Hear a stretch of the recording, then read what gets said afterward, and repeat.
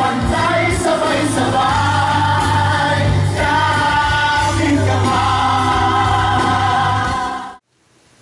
Sinusukat ko na mga kalamitan na ito ang katatagan namin bilang isang bayan.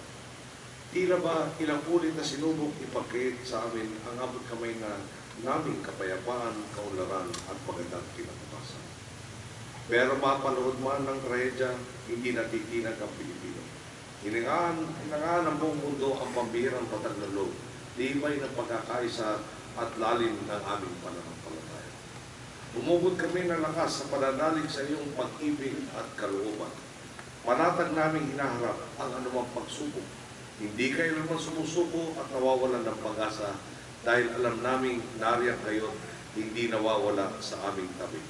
Gumagabay, nagbabantay at kasamang pumapasan sa mga sulong.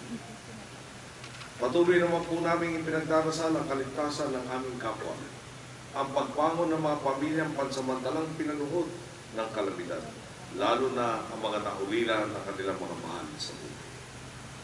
Hindi po namin alam ang laman ng kinabukasan. Gayunpaman, buong tiwala at pag-asa namin itong haharapin dahil alam namin anuman ang mangyari ay naaayon sa iyong mabuting plano.